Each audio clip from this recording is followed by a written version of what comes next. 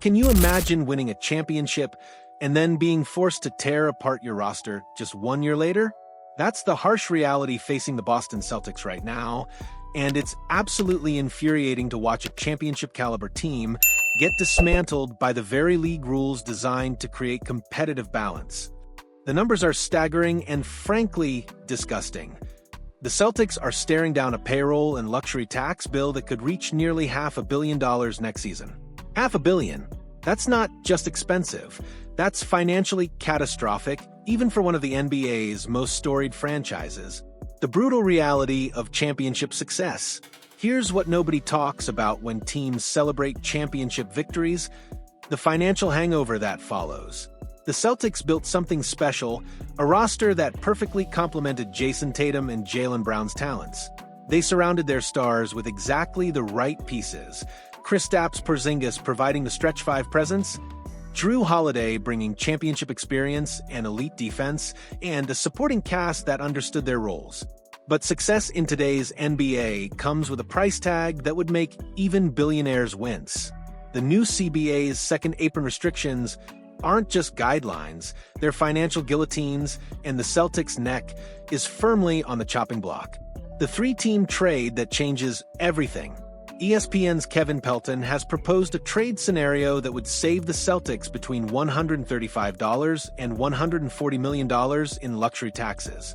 The deal involves three teams and reads like a salary cap surgeon's masterpiece. The Celtics would receive Brandon Clark and Jay Huff from Memphis. The Bulls would acquire Kristaps Porzingis and Xavier Tillman. The Grizzlies would get Nikola Vucevic, Talon Horton-Tucker in a sign-and trade, and a 2030 second-round pick from Chicago. This isn't just roster shuffling, it's financial survival. Pelton's proposal takes advantage of Chicago and Memphis's ability to add salary without triggering luxury tax penalties, essentially creating a stepladder effect that drops Boston's payroll from Porzingis' $30.7 million down to Clark's $12.5 million. But here's the brutal truth. Losing Porzingis would be devastating. The Latvian big man has become a genuine fan favorite in Boston, and his unique skill set, the ability to stretch the floor while protecting the rim, was instrumental in their championship success. However, his injury history tells a different story, one that makes him a logical, if painful, trade candidate. The Holiday dilemma. If trading Porzingis seems harsh, consider this. Jrue Holiday, the defensive anchor who provided stability and championship experience, is reportedly the most likely Celtic to be traded this summer.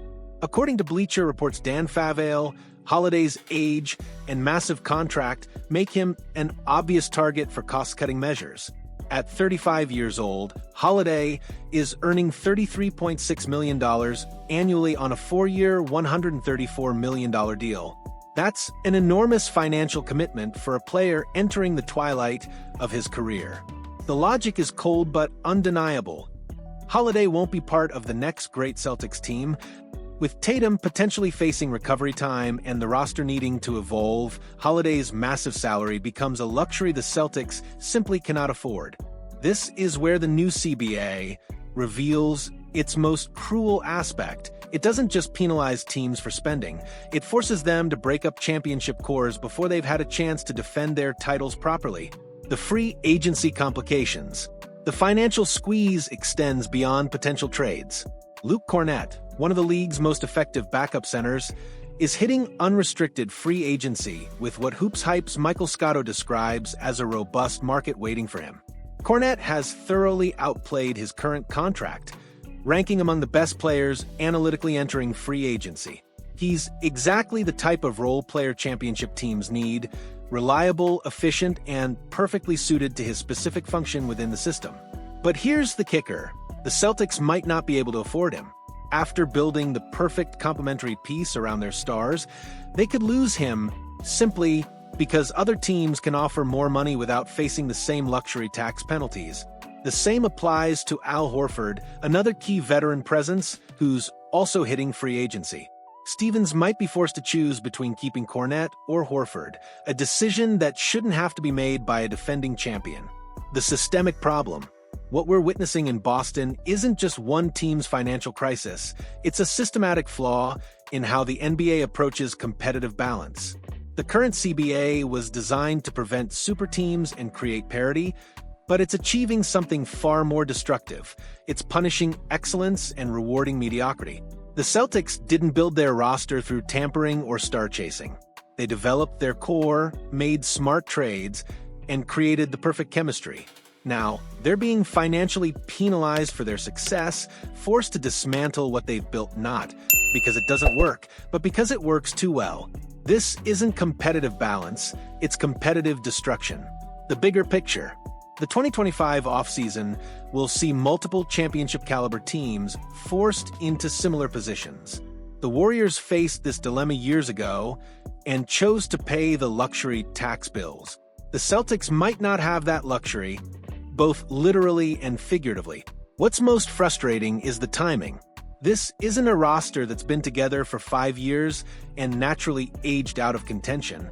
This is a championship team in its prime being forced apart by accounting spreadsheets and tax calculations. The NBA wanted parity, but at what cost? Are we really better off as fans watching championship teams get dismantled rather than seeing sustained excellence? The Celtics situation suggests we're prioritizing financial engineering over basketball excellence. The path forward. Brad Stevens faces impossible choices this summer. Every decision will involve sacrificing proven talent for financial flexibility. The man who helped build this championship roster now has to tear it apart, not because the basketball doesn't work, but because the business doesn't add up. The cruel irony is that in trying to create a more competitive league, the NBA has created a system that punishes the very competition it claims to promote. Championship teams should be celebrated and given the opportunity to defend their titles with their core intact, not immediately dismantled by punitive tax structures. The Celtics' championship window isn't closing because of age or declining performance. It's being slammed shut by a salary cap system that views excellence as a problem to be solved rather than an achievement to be celebrated. What do you think about this situation? Is it fair that championship teams face such immediate financial pressure to break up their rosters? Drop your thoughts in the comments below and hit that like button if you believe defending champions deserve better than this financial nightmare. The NBA's obsession with parity might be destroying the very competition that makes basketball beautiful.